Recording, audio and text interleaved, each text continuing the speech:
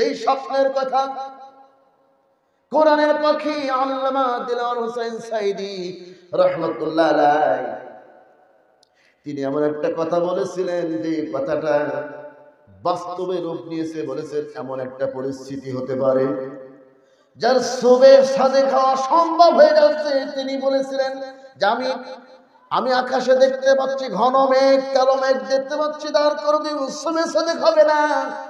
এই ঘোষণাটি যখন দিয়েছিলেন তার পরবর্তী 6 মাস 1 বছর পরে থেকে বাংলাদেশের পরিস্থিতি সব পাল্টে গিয়েছিল। এটাকে তিনি নিজের থেকে বলেছে না আল্লাহ পাক রব্বুল আলামিন তাকে ইলহাম করেছেন। কথা কয় না কেন? কি আপনাদের মতের বিরুদ্ধে চলে গেল নাকি কথা? শুধু উনি নয়, এরকম অসংখ্য আলেমদেরকে আল্লাহ তাআলা ইঙ্গিত করেন, এটা হাদিসে রয়েছে।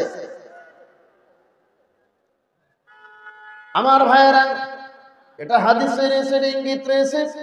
আজকে বিশ্বের পরিস্থিতি কোন দিকে যাচ্ছে পৃথিবীর কেউ এটা বলতে পারবে না, একমাত্র ইসলামের স্কলাররাই বলতে পারে। কথা কন না কেন? গাজওয়াতুল হিন্দ হতে যাচ্ছে, তৃতীয় বিশ্বযুদ্ধ হতে যাচ্ছে। আপনিও বাঁচতে পারবেন না, মুনাফিক সেজে দেশে বসে থাকলেও আপনি বাঁচতে পারবেন না, রেহাই পাবেন না। আপনিও কিন্তু এই কাতারে পড়ে যাবেন, কারণ তাদের টার্গেট কোন জামাত ইসলাম বা তাবলীগ জামাত বা চরমোনা বা হেফাজত নয়।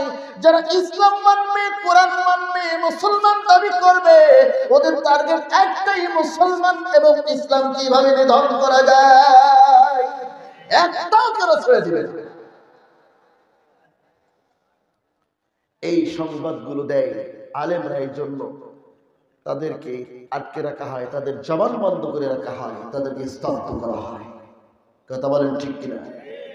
ওই ব্রিটিশ সরকার যখন সে ক্ষমতায় এলো, ক্ষমতায় আসার পরে সে গোয়েন্দা বাহিনী পাঠিয়ে দিল আপনারা যে রিপোর্ট তৈরি করবার জন্য। আমি মূল পয়েন্টে আসবো ইনশাল্লাহ, কষ্ট হবে না তো আপনাদের। তিন বছর ধরে তারা রিপোর্ট তৈরি করে বললো যে আপনার শত্রু হচ্ছে 3 জায়গায়। কয় জায়গায়? 3 জায়গায়। একটা হচ্ছে মাদ্রাসা, একটা হচ্ছে মসজিদ, আর একটা হচ্ছে আলেম। মাদ্রাসা বন্ধ করে দিতে হবে, মসজিদ বন্ধ করতে হবে, আর আলেমদেরকে হত্যা করতে হবে। ব্রিটিশ সরকার সেই গোয়েন্দাদের কথা মতো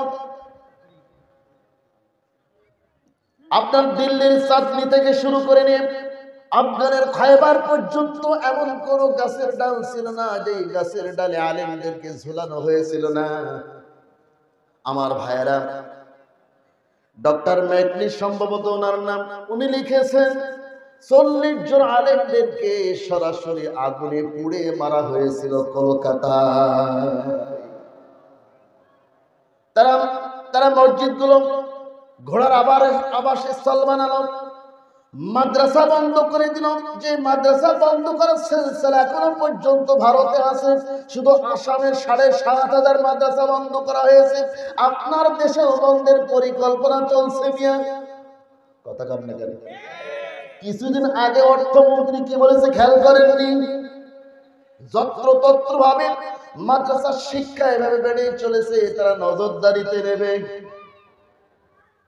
খ্রিস্টান মিশনারিদের লক্ষ লক্ষ প্রতিষ্ঠান রয়েছে, সেদিকে ওদের নজর নাই। যেখান থেকে ছেলে চরিত্রবান হয়, নামাজি হয়, আল্লাহওয়ালা হয়, সেখানে ওদের নজর। আর যেখানে নাস্তিক হয়, মুরতাদ হয়, ওখানে ওদের নজর নাই। কতবার ঠিক কিনা?